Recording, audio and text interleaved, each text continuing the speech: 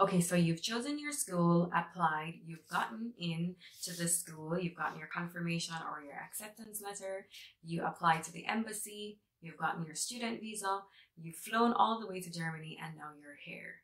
Now what? What do you do first? Well, here I am today, and I'm going to share 8 things with you, or 8 of the things that I think are the first set of things you do. And when I say first set, I mean within the first 2 weeks upon your arrival here in Germany, these 8 things must be done. So let's get straight into it.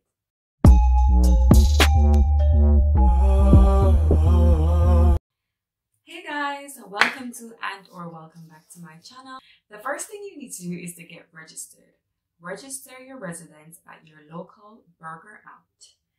And the typical time to do this is 2 weeks. So in the first 2 weeks that you're there, that time is your grace period to get this done. So there are some things that you would need to get this ball rolling. And I have a list here, so I'm just gonna go ahead and read this to you. You will need the filled registration form, which is the ANMELD formular. I apologize yet again for butchering any of the phrases. So let me try that again. The ANMELD formular. So you will need to come with that fully filled out, and that's just the registration form, and you can download that on the website of the Rat House website of, in your local area. The second thing you would need is an identity card, and this could be a passport or any other means of identification, just so it's clear that you are you, as well as a written confirmation from your landlord. So there is going to be this gray and white slip that you get from your landlord after you sign the contracts and made agreement. And this contract is typically signed by your landlord, or this piece of paper in addition to your contract is signed by your landlord. You would bring that with you because you would need that as proof of your residence. And of course, it's always recommended to bring along some cash. There are always some payments that need to be made. I would say bring at least 120 to 150 euros with you, because I remember when I went, I had to pay 100 euros for to put through the registration, for the residence permit, if I'm not mistaken, as well as some other little payments. I would say bring around 120 euros with you to be on the safe side. It's better to have it and not to use it than not to have it at all. And after you've done all this, just to bear in mind, you will receive an Anmeldebestatigung. So keep that safe because you will be needing that again. So the second thing that you would need to do upon arriving in Germany is to go to a bank, or go to the bank that you've already opened an account at, if you've done that already from your home country. And if you haven't, you need to open a bank account. But if you have, like for me as a student, I had opened my bank account from home. I was required by the embassy to open a blocked account upon my arrival to Germany. So if you haven't, to open a bank account, you will need that same form that I just told you about, the Anmeldebestatigung, as well as an identity card of the person who is being registered, which more than likely will be you, the student. Some of the banks that you could possibly go to, or some of the popular banks rather, are Sparkasse, Deutsche Bank, Volksbank, Postbank, and Commerzbank. So those are just some off the top of the list that are the more popular ones that you could possibly look into if you were just opening an account and have no idea where to start. However, if you have a blocked account already, as in you've opened one from your country already, you still need to activate it.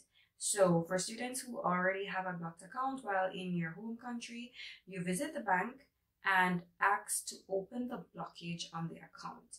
And in order to do that, you'll need the same documents, the same form, Anmeldebestatigung, that same form, as well as some form of identification. And as usual, this could be a passport or any other means of identification that you have that you know is accepted on an international scale. So the third thing I would say you need to do is to complete your registration for your studies. So if you're in uni, well, you should be in uni, you're a study abroad student, I would say to complete your registration. So typically every university has like a list of requirements that they would have sent out to you as a student that you need to complete in order to register. So I would say go ahead and follow this, and I have a list here just of just a few things. Examples are fill in their enrollment form, pay your semester fees, proof of health insurance, things like this. They would usually give you a list that needs to be fulfilled before you're considered a registered student. So I would say grab a hold on this list and start ticking things off, because more than likely you have about a week and a half or 2 weeks at best to get all of this done before school kicks off. The fourth thing on my list is health insurance. So you may think, okay, nothing's gonna be wrong with me. Maybe if you're just studying for a year or 2 years, and I'm here to burst your bubble, because health insurance is compulsory here in Germany, and that's for everyone, students, non-students, everyone. But as a student, for example, my uni here in Dessau, it's required just to be registered. So if you don't have health insurance, then you can't even register for school. So it's a given. I'll just list 3 of the most popular providers here, just so I don't butcher the names, you know, Ioka, Diaka. I'll just list them here so you can see and then go ahead and research for yourself each one or which one you would more identify with or like to use. My 5th tip is to set an appointment to get your residence permit. Of course, you are going to need a residence permit, especially if you're studying. Once you're staying in Germany over 3 months, you are going to need to apply for a residence permit.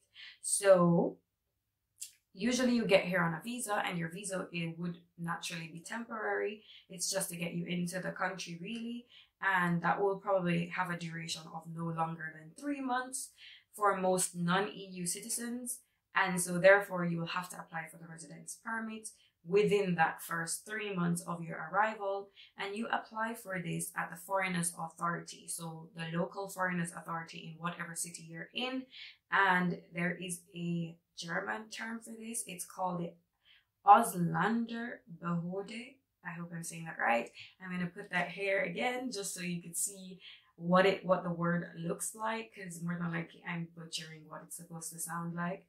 And yeah, so this would be in your local city, town, village, whatever it is, wherever you are. So that's definitely one of the most important things that you would need to get done. The 6th thing, which comes as a, oh, then duh, you know, most people would be like, duh, you don't need to say this, but I'm going to say it because I find it to be of importance, which is to get yourself a German SIM card. Just get yourself a German SIM card, because of course it works out better than paying roaming charges, especially if you know you're going to be in the country for a year or 2 years. Even if it's 6 months, it just makes sense to get a card. Of course, you could do this prepaid or postpaid phone contract. It's up to you. And again, some popular phone companies would be Vodafone, O2, T-Mobile, Base, and there are many more. That's just a few that I've jotted down here that I know of. 7th and finally are utilities.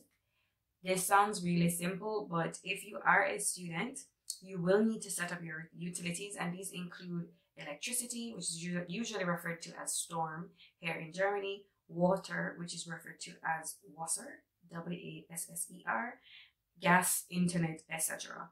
as required. However, depending on where you live and the landlord that you have found, some landlords actually set this up for you.